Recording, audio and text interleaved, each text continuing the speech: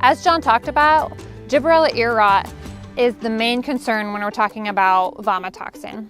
Vomitoxin is a mycotoxin. There's over 200 different mycotoxins, but vomitoxin is the one of them that is specifically produced by the gibberella ear rot.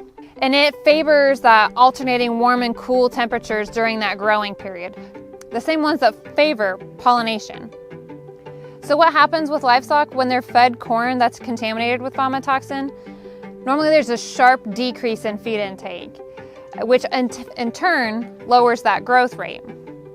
If we feed corn that has the mycotoxin, vomitoxin, to animals for a long period of time, we can have vomiting and diarrhea, as well as digestive lesions. Also, sudden death may occur. The good news is there are some binder products out there that will bind the vomitoxin. However, we want to be sure we're working with our feed mill when we have these issues, because some of these binders will also bind thiamine, which may also need to be added into the diet. So when we talk about vomitoxin and we look at other feedstuffs, some of us may be hauling our corn to ethanol plants where DDGs are the byproduct. Those DDGs will be fed to livestock eventually. When we look at DDGs, they actually come in at 3 times the rate of vomitoxin. So if your corn is testing at 8 parts per million, the DDGs will come out at 24 parts per million when we talk about vomitoxin, which is definitely not what we want. Swine are very highly sensitive to vomitoxin. Anything above 1.5 parts per million, they will start to decrease their feed. For every 1 point above 1.5 parts per million, they will decrease their feed intake by 4%. Ruminants are a little more resistant to this, which is why we can have some livestock that will eat some of this corn eventually. The solution, like we talked about, are binders, as well as you can dilute your corn. So if you find some good corn, some not so contaminated vomitoxin corn, you can dilute that out with your higher vomitoxin corn and have the solution. The one thing that we want to be sure we're all talking about is that vomitoxin is not the only toxin that is created when we have a gibberella ear rot. We can also have a mycotoxin zearalenone. Since it's produced by the same mold, it obviously has the same growing conditions, that alternating warm and cool through the growing season. This mycotoxin specifically affects reproductive traits. It has an estrogenic effect. So anything that you would think of feminization or anything to do with reproductive tracts is what is affected by zearalenone.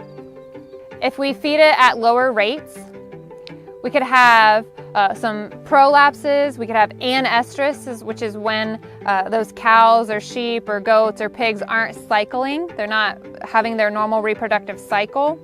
We could have false pregnancies, and we could have embryo losses. That more prolonged period of time of having that fed to them, we could have poor viability of newborns and abortions. When we feed this to males, we can actually see some low libido, poor sperm development as well. Zearalenone actually does not have any FDA suggested guidelines. However, here are some guidelines that we do have from Purdue and the chemistry department of Indiana. We can see that at 0.5 parts per million, we have reproductive efficiency affected in gilts. So at 1 part per million, you can have some animal feminization. So if you're trying to run a boar stud, or if you're trying to have some male offspring to carry on for a stud for another flock or herd, this could affect some of that. And anywhere from that 50 to 100 parts per million area is when we see some conception and ovulation issues, along with fetal development and abortion problems. There's been limited efficacy on any binders that are out there. The ones we have seen are the aluminosilicates, which are those clays, but like we said, very limited efficacy. When we're talking about cattle, for developing heifers at 5 parts per million is when we can start to see some reducing conception rates. When we're at 10 parts per million in breeding cows, we start to see some issues with the reproductive cycle as well as conception rates. And at 20 parts per million is when we start to think and see some abortions and loss of fetuses. When we talk about swine, for those gilts, anywhere from 1 to 5 parts per million of zearalenone is when we start to think and we start to have some issues with swelling as well as those gilts not coming into their first cycle, so we can't get them bred. For sows, between 5 and 10 parts per million, we start seeing a little bit of latency in that post-weaning interval of estrus. So getting those sows back from their weaning back onto their reproductive cycle, we're starting to have some issues. Normally that could be around 3 days. With a 5 to 10 parts per million of zearalenone, we'll see that start to get very much longer. Above 25 parts per million, in gestating sows, we'll start to see a lot of issues with small litters and abortions as well. When we talk about boars, anywhere from 5 to 10 parts per million of zearalenone is when we're starting to see a lot of issues with sperm mobility. And then when we get above that 20 parts per million, we start to see a lot more issues, including small testicle size.